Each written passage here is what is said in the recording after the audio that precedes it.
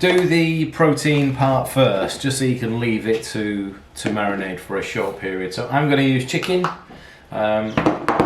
You can use halloumi if you want. Use turkey breasts. Could use prawns. Basically, you want small pieces of protein. So, I mean, really, whichever is your preference. We're going to marinate this first while I make the rest of the sauce, and then at the same time make the mini naans. Actually, it's not that difficult. I mean, this recipe looks like it's complicated because there's in the book it's a double page spread, but it's just because of the options. So we've got macros for different options in there, so different proteins. But it's actually very straightforward and well worth it. 10 mils of oil, and we're going to add a little bit of spice to that. So we've got the curry blend, and we've got some garam masala. Just a teaspoon of each. You don't need to go overboard. This is just to sort of season the chicken, so don't go overboard. Don't forget that the normal curry blend is quite a spicy one, because it contains the Kashmiri chili. The mild curry blend, sorry, hot chili.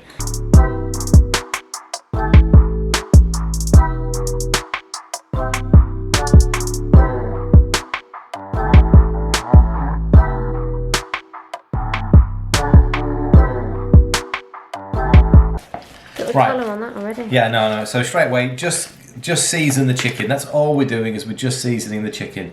Again, this would be blocks of halloumi, or some king prawns would be really nice. Maybe cubes of halloumi would work better than blocks. Okay. Right. So while that is going to marinate, I'm going to prepare the rest. Right. So we make a paste. I'm having to read the recipe book because I haven't done this for about a year now. We literally haven't had korma for such a long time. We haven't used it. Used the new curry blend with it. No, we haven't used the curry blend in this. No, so it's from before Keto and Spice.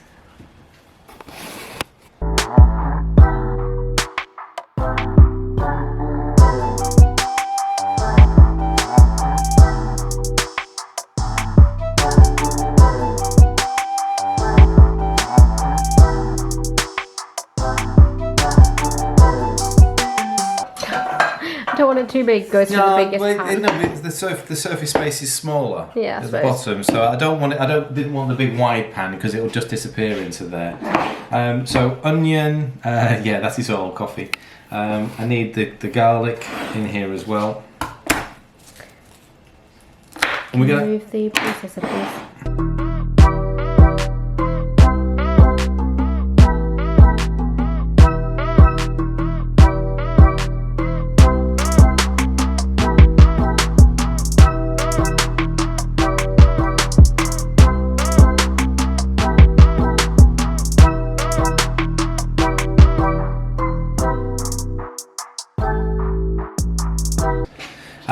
Right, quick blitz of this. I think that was all that was going in here. I'm just going to quickly check the recipe. So garlic, shallots. For the sauce, we're going to make a paste of the shallots and the garlic.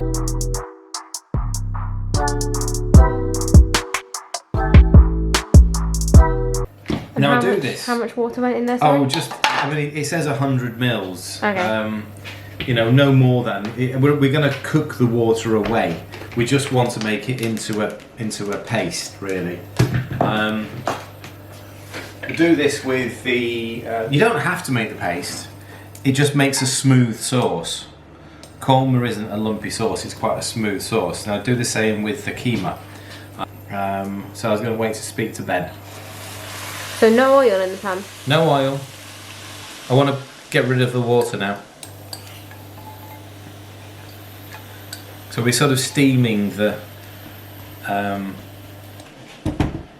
onion and the garlic. Right, so I need to get the ginger sorted out as well. So, nice big piece of ginger. It says in the recipe book about a teaspoon of ginger puree. We're ginger fans, this is probably going to be slightly more than a teaspoon. Once you've made this a few times, you'll be able to adjust the seasoning or the flavours to suit you.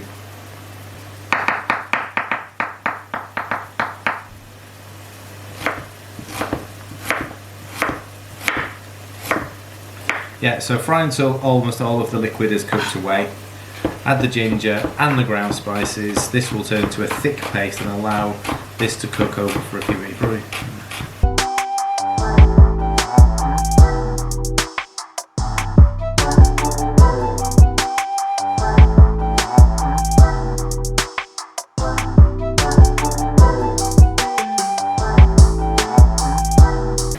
Actually, it says puree, doesn't it? So, I'll tell you what, rather than me keep chopping that,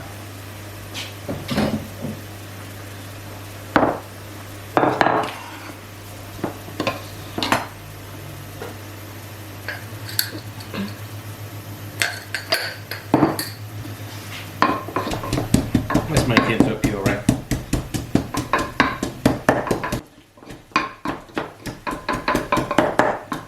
Beautiful. Okay. So a lot of that moisture's already gone out of that. I'm just going to spread it out a little bit more, get rid of some more of the moisture. Right.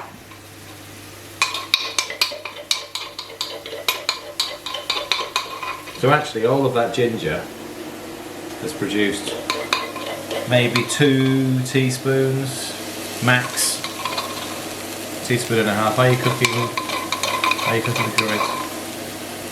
Obviously it's quite a light coloured dish, this, isn't it? Obviously with the coconut cream and the almonds. So I'm not browning this at all. So, and it's a very well medium-ish heat, so it's sort of 4s and 5s. Now I popped it in the fridge because I wanted to see whether it was settled, whether we'd be able to take some of the water out. This is Tesco's, one of their milks that's available. It's the one with the most coconut extract in it, but it's still fairly low. Just wash my hands. Right, okay, cool.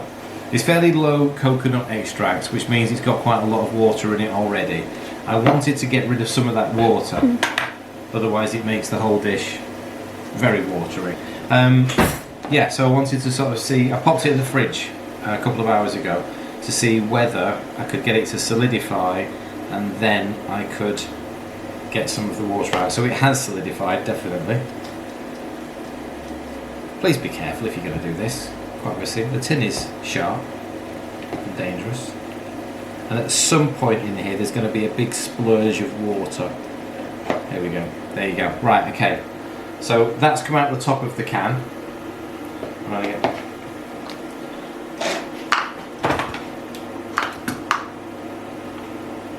Bear in mind you pay for a 400 gram tin. Does that work out? Yeah, 400 mils, 400 grams.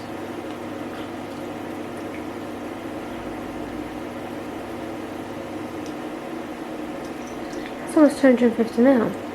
245 mils of it is water. Now I am going to add some of that back in, definitely, but it doesn't need to be.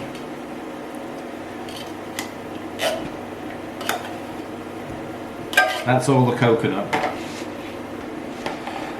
Right, okay. I need to stop cooking this because otherwise it's going too dark. Right, we need the spices going in here. Coconut in a minute. Right, okay, so spices are... There we go. Cumin. Right, so about half a teaspoon of cumin. Oops, half a teaspoon of coriander.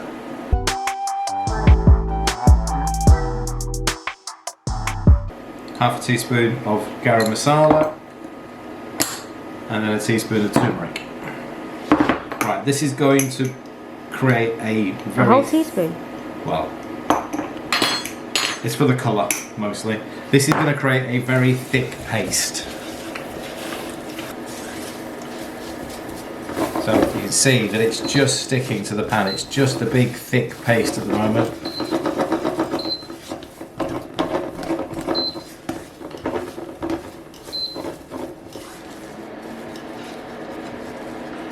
Now that smells great. It smells great. For me, it's the cumin. Yeah. I love that smell. It's one of our favourite spices, I think. I'm just going to mix some of this. I need to sort of mix it together.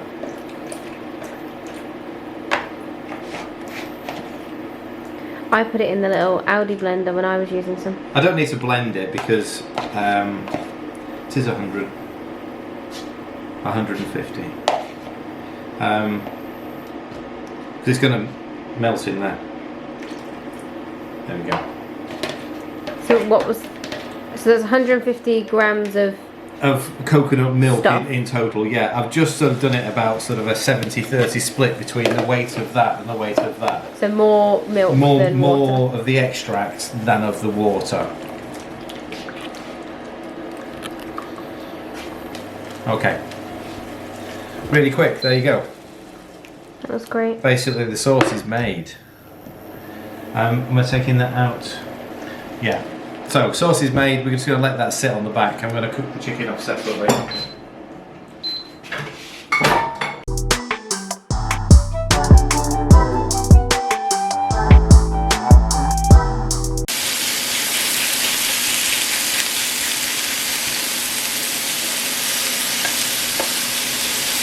don't know if you can see the colour of the chicken properly, but it's got a very golden, vibrant colour.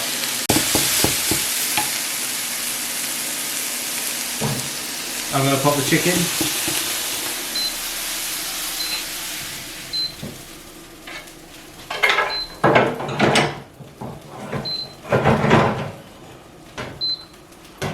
I'll come back to that one in a minute. Using your recipe for the korma, and it just, I mean, again, this is entirely up to you now. Depends how much sauce you want. It's quite thick at the moment, but you can add a little bit of sour cream, a little bit of yogurt. What would you like me to add to that? Yogurt? Yeah. Yeah. It gives it a nice taste. It does give it a nice taste and a nice texture.